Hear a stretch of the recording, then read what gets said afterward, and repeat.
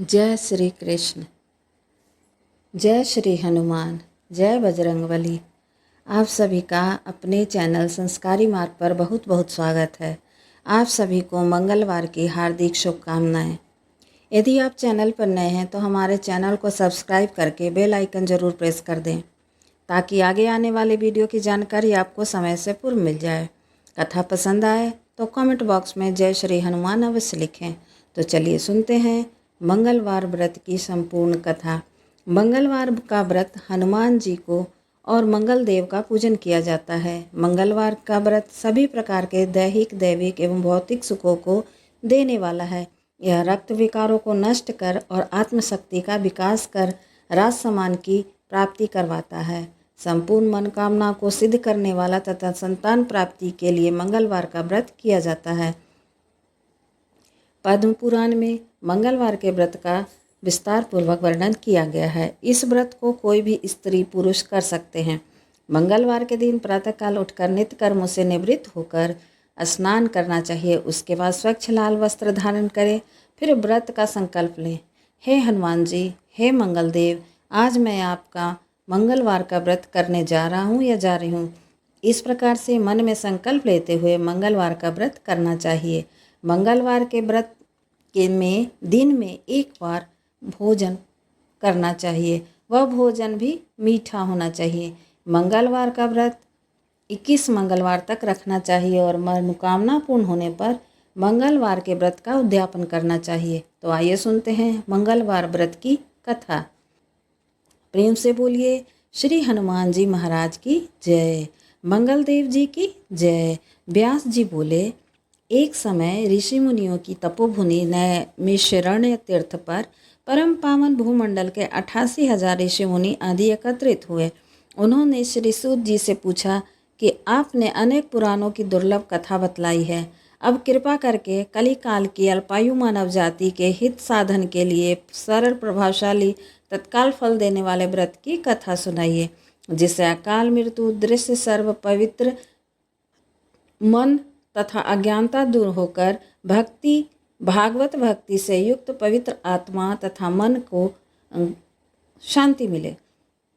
ऋषि मुनियों की उत्सुकता को देखकर श्री सूत जी बोले, अब सब ने अत्यंत मनोरम लोकहित प्रश्न पूछा है। इस पूर्व यही प्रश्न एक बार धर्मराज के अवतार युधिष्ठिर ने भगवान श्री कृष्ण से कौरवों की सभा में पूछा कि हे प्रभु, आपके सत्संग के लाभ के फलस्वरूप मुझे अनेकों व्रत कथाओं तथा धर्म के पावन स्वरूप का ज्ञान प्राप्त हुआ है। अब कृपा करके मनुष्य के पुत्र प्राप्ति सहित संपूर्ण मनोकामनाओं को सिद्ध करने वाला कोई ऐसी कथा सुनाइए जो कि कलिकाल में मानव जाति के लिए सरल तथा अल्प श्रम वाली हो। भगवान श्री कृष्ण ने युधिष्ठिर से कहा, हे राजा, आपकी जिज्ञासा को शांत करने के लिए मैं एक अत्यंत प्राचीन ऐतिहासिक कथा कहता हूँ। इसे पूर्ण एकाग्रता के साथ सुनो।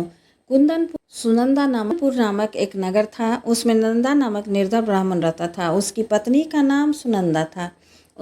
उनके दुख का सबसे बड़ा कारण यही था कि उन्हें कोई संतान नहीं थी। ब्राह्मण की पत्नी सुनंदा सुंदर, सती, सावित्री तथा पतिव्रता स्त्री थी। वह प्रत्येक मंगलवार के दिन विनयपूर्वक श्री हनुमान जी की कथा का पाठ और पूजन करने के बाद उनको भोग लगाकर ही स्वयं भोजन किया करती थी। काम की अधिकता से एक बार मंगलवार के दिन कोई दूसरा व्रत आ जाने के कारण वह हनुमान जी का भोग नहीं, उसे याद आई तो वह अत्यंत दुखी हुई। उसे पश्चाताप हुआ कि आज पूजन, कथा, भोग इत्यादि का कोई भी नियम का पालन नहीं हो सका। अतएव उसने भी अन्न जल ग्रहण नहीं किया।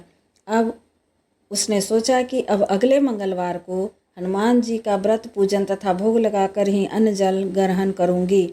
ऐसा प्रण करके वह दुखी होकर सो गई। बनाकर पति को खिला देती, परंतु स्वयं भोजन नहीं करती थी। इस प्रकार उसने 6 दिन व्यतीत कर दिए, किंतु दुर्बल होने के कारण मंगलवार के दिन प्रातःकाल ही वह मूर्छित होकर गिर पड़ी। उसकी निष्ठा और भक्ति भाव से प्रसन्न होकर हनुमान जी उसके सम्मुख प्रकट होकर बोले, हे सुनंदा, तेरी भक्ति से मैं अत्यंत प्रसन्न हूँ। वर मांग कि तुझे क्या चाहिए।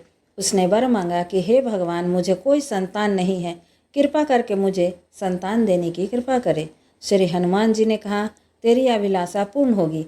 तुझे ऐसी कन्या रत्न की प्राप्ति होगी जिसके अष्टांग तुझे प्रतिदिन सोना दिया करेंगे। ऐसा वर देकर हनुमान जी अंतर्धान हो गए। श्री हनुमान जी के वरदान पाकर वह बहुत प्रसन्न हुए। उसने संपूर्ण घटना का विवरण अपने पति को बताया। कन्या पाने के वरदान से वह दुखी तो था, मगर अष्टांग से स्वर्ण प्रभा की बात से उसे बहुत प्रसन्नता हुई। उसने सोचा कि कन्या के आगमन से मेरी निर्धनता दूर हो जाएगी। श्री हनुमान जी की कृपा से ब्राह्मणी यथा समय गर्भवती हुई और उसने 10वें महीने में कन्या रूपी रत्न को जन्म दिया। 10वें दिन ब्राह्मण ने कुल पुरोहितों को बुलाकर कन्या का नामकरण संस्कार किया। पुरोहितों ने जन्म नक्षत्र के अनुसार कन्या का नाम स्वर्णा रखा। कन्या के पूर्व जन्म संस्कार बड़े उत्तम थे। उसने पहले जन्म में मंगल देव का विधि विधान से व्रत और पूजन किया था। कन्या के अष्टांगों से प्रतिदिन सोना मिलने के कारण वह ब्राह्मण अत्यंत धनवान होने के साथ साथ अभिमानी हो गया। के विकास गति के अनुसार जैसे ही शुक्ल पक्ष का चंद्रमा बढ़ता है, उसी प्रकार वह कन्या प्रतिदिन बढ़ने लगी। एक दिन ब्राह्मणी ने अनुभव किया कि उसकी कन्या विवाह के योग्य हो गई है। अतएव उसने पति से कहा कि किसी ऐसा सुंदर वर को ढूंढकर अपनी पुत्री स्वर्णा का विवाह कर देना चाहिए, क्योंकि शास्त्रीय विधान के अनुसार 8 वर्ष की कन्या गौरी, 9 वर्ष की कन्या रोहिणी तथा 10 वर्ष की कन्या रजस्वला मानी गई है। गौरी के दान से पाताल लोक तथा रोहिणी के दान से वैकुंठ लोक की प्राप्ति होती है, किंतु रजस्वला कन्या का दान शास्त्र के विरुद्ध होने के कारण घोर नरक की प्राप्ति होती है। अतएव हम दोनों श्रेष्ठ कन्या का दान उचित समय पर करके इस लोक तथा परलोक को सुधार ले। पत्नी सुनंदा के शास्त्र सम्मत वचनों को सुनकर स्वर्ण के लोभी ब्राह्मण ने कहा कि अभी स्वर्णा 10 वर्ष की ही हुई है, व्यर्थ की चिंता करती हो। मैंने 16 वर्ष तक की कन्याओं के विवाह करवाया है, चिंता की कोई बात नहीं है। पति की बात सुनकर सुनंदा ने कहा, रजस्वला कन्या का दर्शन पिता और भाई के लिए निषेध है। रजस्वला कन्या का दर्शन करके नरक और घोर पातक के अधिकारी बनते हैं।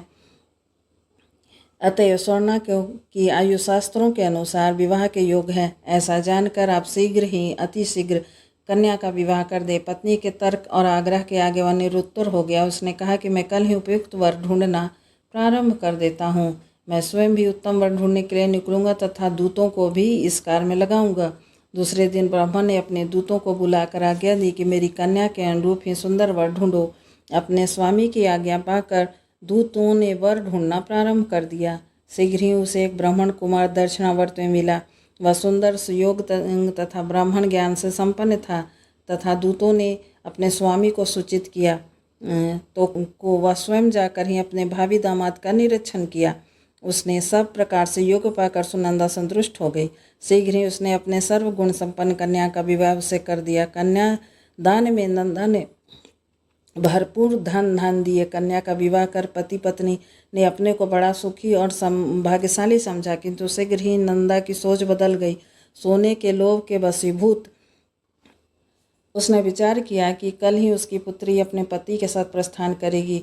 अब मुझे पुत्री स्वर्णा के अष्टांग से निकलने वाला स्वर्ण प्राप्त नहीं होगा।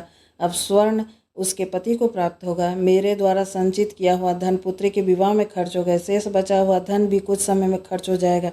निश्चय ही इस कन्या का विवाह करके मैंने बड़ी भूल की है। अब एकमात्र यह उपाय है कि कन्या को किसी प्रकार से पति के गृह जाने से रोक कर अपने ही पास रखा जाए।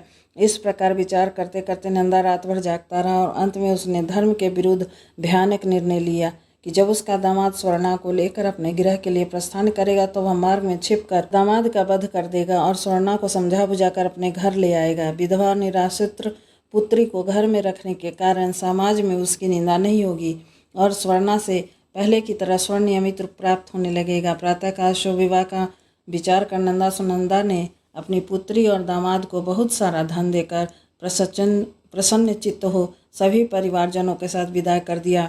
उधर सोमदेव अपनी पत्नी स्वर्णा को लेकर घर की ओर चल पड़ा और उधर सोने का लोभी मति भ्रष्ट नंदा एक अन्य मार्ग से आकर अपने दामाद सोमदेव की हत्या करने के उद्देश्य से छिप गया।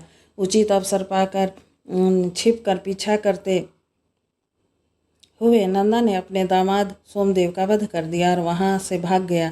अपने पति के शव के पास विलास करते हुए पुत्री स्वर्णा के पास आकर बनावटी दुख व्यक्त करते हुए नंदा कहने लगा कि पुत्री, तेरे पति को लुटेरों ने वध कर दिया, अब तू घर चल, वहीं पर रहकर अपना शेष जीवन व्यतीत कर। भगवान की इच्छा के आगे किसी का वश नहीं चलता, उसे जो अच्छा लगता है वह वही करता है, इसलिए तुम धैर्य धारण करो, जो भाग्य में लिखा है वही होगा। पिता के कपटपूर्ण वचनों को सुनकर स्वर्णा बोली कि हे पिताजी, संसार में पति के बिना नारी का जीवन व्यर्थ है, मैं अपने कर्तव्य का पालन करूंगी। माता पिता तथा सास ससुर के यश को बढ़ाने वाले धर्म का पालन करते हुए अपने पति के साथ सती हो जाऊंगी, पर घर लौट कर नहीं जाऊंगी। स्वर्णा की बातों को सुनकर ब्राह्मण विचार करने लगा कि मैंने बेकार ही इसके पति का वध कर दिया, मेरा अभिष्ट तो सिद्ध होता दिखाई नहीं देता। इसके विपरीत ब्राह्मण हत्या और पुत्री के शरीर त्याग का पाप भी मेरे सर पर लगेगा। इस प्रकार विचार कर पश्चाताप और ग्लानि के कारण वह रोने लगा। सोमदेव की चिता बनाई गई। स्वर्णा 16 श्रृंगार कर पति का सर गोद में लेकर चिता पर बैठ गए। जैसे ही सोमदेव के शव को मुखाग्नि दी गई, वैसे ही प्रसन्न होकर मंगलदेव प्रकट हो गए और बोले, हे स्वर्णा, तेरे प्रति अपने भक्ति भाव से अत्यंत प्रसन्न हूँ, अतएव मनोवांछित वर मांगो। स्वर्णा ने भक्ति भाव से उन्हें प्रणाम किया और खड़े होकर बोली, यदि आप मुझ पर प्रसन्न हैं तो मेरे पति को जीवन दान देकर इस लोक और परलोक को सार्थक करें। श्री मंगलदेव ने कहा, स्वर्णा, तेरा पति जीवित होकर अजर अमर तथा विद्वान हो जाएगा। इसके अतिरिक्त और कुछ मांगना हो तो मांग लो। स्वर्णा ने कहा, मंगल ग्रह के स्वामी मंगलदेव मुझ पर प्रसन्न हैं तो इस पर ध्यान देने की कृपा करें कि जो प्राणी मंगलवार के दिन विधि विधान से भक्ति पूर्वक आपका पूजन करे, धूप दीप नैवेद्य लाल पुष्प तथा लाल चंदन अर्पित करे, वह सभी प्रकार के सांसारिक दुखों से मुक्त होकर सुखी जीवन व्यतीत करे। उसे रोग दोष, स्वजनों का वियोग, अग्नि तथा सर्प आदि कभी न सतावे। मंगलवार का व्रत करने वाली स्त्री अटल सौभाग्य तथा पौत्रों से युक्त सुखी जीवन व्यतीत करे। मंगलदेव तथास्तु कहकर अंतर्धान हो गए। मंगलदेव की कृपा से अपने पति को प्राप्त कर स्वर्णा अत्यंत प्रसन्न हुई। अमंगल को नष्ट करने वाले मंगलदेव का विधि विधान से पूजन तथा व्रत का पालन करते हुए पति पत्नी सुखी जीवन व्यतीत करने लगे। मंगलवार की कथा पूर्ण हुई। श्री हनुमान जी की जय। मंगलदेव की जय।